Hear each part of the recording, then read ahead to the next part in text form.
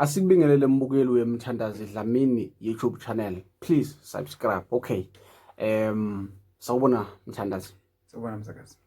Yes, siphethe uMthandazi Dlamini uMthandazi obuke asamncane kodwa imisebenzi yakhe emkhulu nekuyibona ke abantu abafakaza ngayo.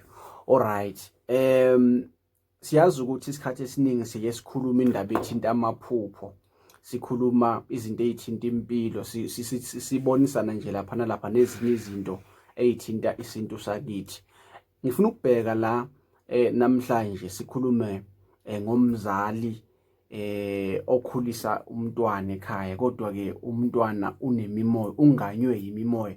Kunezangoma ezincane, ngiconcern dokotela ngezangoma ezincane ngisho ezincane so ingane ibo grade 7 8 10 phansi kodwa ke isithwese sigqoke amabhayi njalo ngiconcern ngalokho. So ngifuna ukubheka ukuthi umzali uyibona kanjani ingane yakhe ukuthi inemimoya. Ngizokhulumela abantu abasanda kukhula ngabasebancane ukuthi la kulo msebenzi nabo mama abazalayo ukuthi nabo baba angije abazali bethu lo msebenzi lona awukhethi msakazi. Okay. Ukuthi umdala, umncane, umuhle, awusemuhle, unemali, awunamali, ufundile akafundi, uvule uqonde njengoba unjalo. Okay. Ngeke ngisho kumuntu ukuthi isithunya mawumzali enganeni yakho uzibona ngani, olidlozi ingane yakho uzibona because kufeke indlela ezahlukahlukene. Omunye angagula futhi uvuka inyawo. Okay. Omunye ngaphethe ikhanda elingapheli. Omunye angakumelele ebusuku aphupha athaza labantu. Omunye aphuphe ashumayela. Yabona? Omunye aphuphe into njengoba injalo ivuse nibe njengoba ayiphuphile. Okay. So lokhazo msakazi ziningi izindlela zengena la kulo msebenzi lo. Manje abazali bethu babatha idemon leli. Yabona?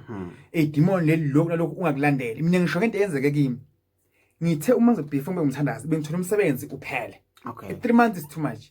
Thola umsebenzi uyaphela but angizange ngakuphupha lo ngena kuphi la kulo msebenzi wekulapha.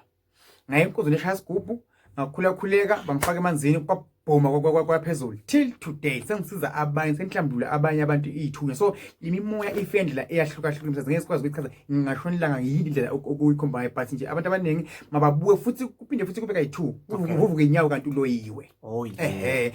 Lo kuvuka inyawo futhi ngoma ufuna uyogida uyesangoma. Omunye aphupha esikoleni ngiyachaza umunye uphupha esikoleni. Uyaphupha sentabeni, uyaphupha akuphi, uyaphupha ijaze kanje and abayima bephupha ukuthi ufuna babe ngabe bendabuko suke baboniswa nje. Ngiyithola. Amen msakazi. Dokotela njoba ngithi ngiconcern ngabantu abancane, yebo ushilo wathi imimoya ayikhethi ukuthi ungakanani.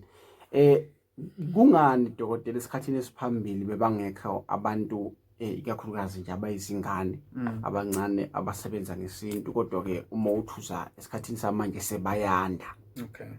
Mhlawumbe awusikhiphe lapho dokotela. Msakazi ngicabanga ukuthi lento ishoko iqiniso because even abafundisi abancane sebakhona nje nami ngiyapheka ukuthi ngi-archbishop ebandleni lami. So kushena ngesiphiwo nekhamba kwezigaba neminyaka ayifani. Okay, athathe kushintsha inombolo but iminyaka lobuyi phosifana.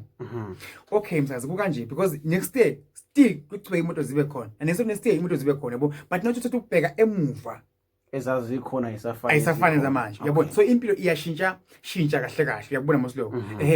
Manje nemaphoyisa amancane, amasotsha amancane, bafundisa abancane, abumakoti abancane. So impilo iyashintsha yabo. Ngoba even uNkulunkulu wesimazi abengakanani futhi abengakho eminyaka. Okay. Uyakubona mosiloko. Futhi ngeke usho umuntu ukuthi wena ukwazi ukuba nesiphiwo awunamfazi. No, uNkulunkulu kunaye umfazi abengenayo. Okay.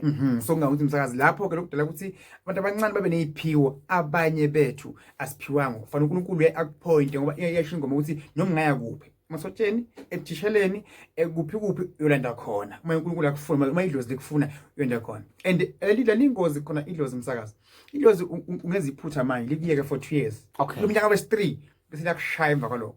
Ngeke nje abantu babathi idlozi ayikho in lamagama awakhiphile abantu abadala bayamuzwa ukuthi uthini. Okay. So uma lilise libuya kuwe liphule mhlawumbe ihlangothi uthi namaloya cha magama owakhulumile edlozini okhulumile uNkulunkulu phela ngina uNkulunkulu wakho loyo. Yes. Ngicabanga ukuthi ke uyibeke yacaca udokotela mhlambe mangabe kukhona la sithinte sangafika khona uyakwazi umele ukwenza ushiya comments or uya lapho ku-071. Okay. Dokotela inombolo. Lungile msakazi wami abangifowele ku-071 5292 117 073 1044 262. Bangakhohlwa abantu ukusubscribe Mthandazi Dlamini ngisePiet TV engihlala khona njengamanje. Nani lapho enisekudeni ngingabona kakhulu isibhalela Zimbabwe, Maputo, Swaziland, South Africa, Cape Town, Botswana, America, UK. Mthandazi Dlamini usengithanda kakhulu nikhulekela anisize anitshela indaba zenu noma zikude. Inkosi nibusise. Ngiyabonga msakazi. Awu amen. Hallelujah.